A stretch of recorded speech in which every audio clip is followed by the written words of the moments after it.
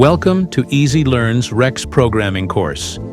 Let us watch a quick demo of what you are going to learn. And welcome to this session of REXX programming on mainframe. This course will cover REXX in detail. However, it is expected that you are conversant with mainframe before you start taking up this course. So the agenda for this session: introduction to REXX. We will then look at how to set up the environment in REXX, variables and expressions that are available in REXX, flow control, functions and subroutines, which form a very important part in REXX, compound variables and step, which are mainly used for file handling, parsing, which is one of the most important factors to use REXX, data stack, and input-output processing. So first we will start with the introduction. What is REXX? Some very important features of REXX, and then the components of REXX. REXX was designed by Michael Cowlishaw of IBM UK. It stands for Restructured Extended Executor, that is in short REXX. It's a procedural language that allows programs to be structured and written in a clear way. It's an interpreted language, by which I mean you don't have to compile and link edit a REXX program. Unlike a COBOL program, which you will have to compile and link edit and create a load module, REXX need not be compiled and link edited, although you can also compile and link edit a REXX program if you don't want people to see the source code. However, we will not be covering that part of REXX in our session. We'll only look at REXX as a clear interpreted command language in this particular session. It is very useful for linking TSO, ISPF and other functions. However, the most important thing we use REXX for is for developing custom made utilities. So if there is a process that you are doing repeatedly in a manual fashion on the mainframe, then automation of that, it will be a good idea to probably write a REXX program. So REXX is usually used as a scripting tool to automate manual work that is repeatedly done on the mainframe. Features of REXX. Why is REXX good, or what are the advantages that REXX provides?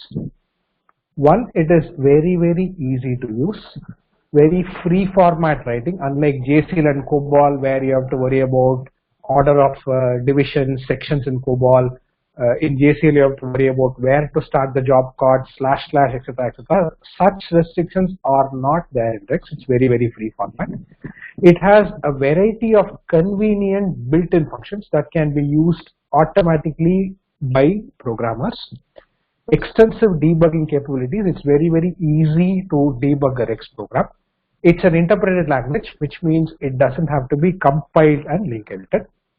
Its parsing capabilities are phenomenal. So parsing a set of data, meaning if you get a string of data, you want to split it into several smaller strings with space as delimiter, with comma as delimiter, etc. All that can be very easily done in REXX. So REXX consists of 4 main components. One are the instructions, or what code we write. For instance, if you take a COBOL program, instructions will be things like move, display, accept, etc. So such instructions which are written by programmers in REXX are called instructions. And then there are several built-in functions, which each of which will perform a specific task. You can also easily integrate REXX with TSO functions, which means if you want to do something like maybe create a data set, then you can use a TSO function very easily. Lastly, data stack functions, which are very useful when you are trying to access a file, read a file, or write to a file from REXX. Okay, we will start by looking at how to write and run a REXX executable. Usual good practice is to keep all your REXX programs in a single REXX PDS, and this PDS will be FB80, fixed block 80 byte record length. And good practice is to name it as your user id.rex.exec. Even though you can name it in any fashion that you want, it's always a good practice to name it like this.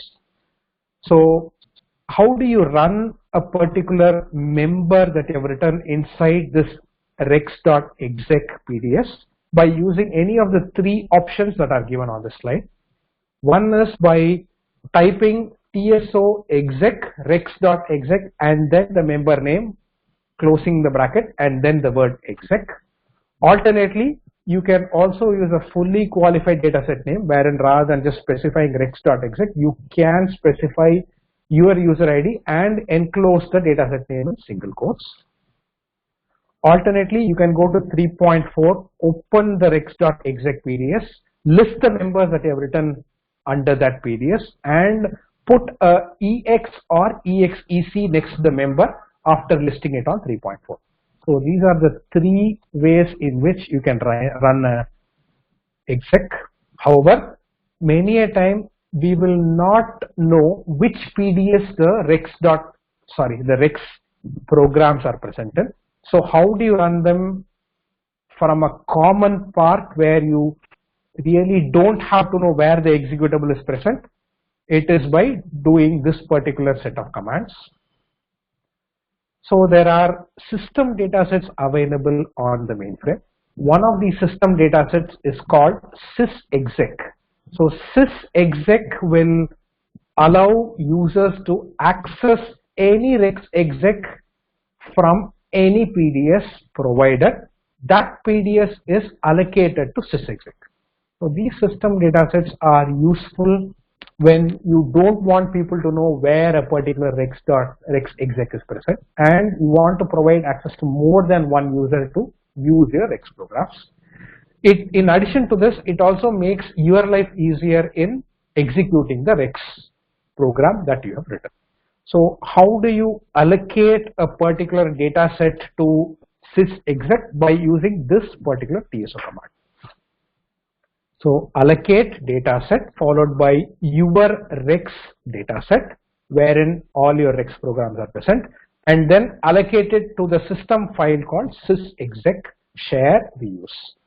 Now once you do it, you can access any member in your rex.exec PDS just by typing TSO followed by the member name.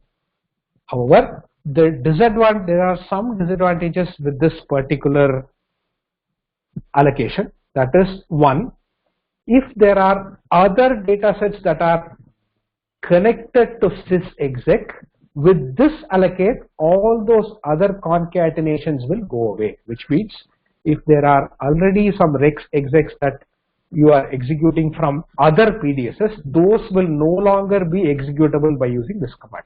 So this is the one disadvantage.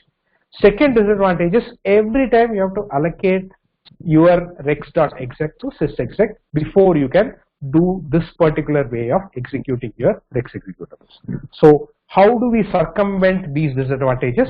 This is what is shown on the next couple of slides. So this allocation will remove all the existing allocations to sysexec, which means if there are other REXX utilities that you are using from other data sets, then those will not be accessible directly using this particular command TSO. Hence, it is better to add your data set to the existing ones in sysexec rather than removing the concatenations. So I'm going to show you how to do it, and then we're going to do a demo on how to do it. So this is a simple REXX code that will add your REXX PDS to sysexec.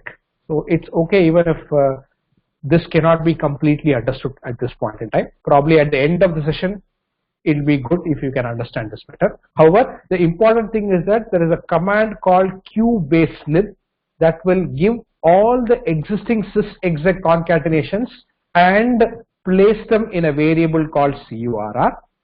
And to that curr, we are adding something called as myds. Myds is nothing but your REXX executable PDS. And then you are allocating sysexec by using everything from UC, which is all the earlier datasets with your REXX dataset in the beginning. So once you write this piece of code and execute it on the mainframe, in that session, from that point on, you can access anything in your rex.exec directly by typing TSO followed by the member name. So let's do a small demo, but before that, you can also concatenate REXX PDSs to sysproc rather than sysexec. However, it's preferable that you always concatenate them to sysexec because sysproc is usually used for CList programs. In order to know what all are concatenated to sysexec and sysproc, you can use this particular TSO command, that is list ALC status. So what are you waiting for? Get certified and enhance your skills.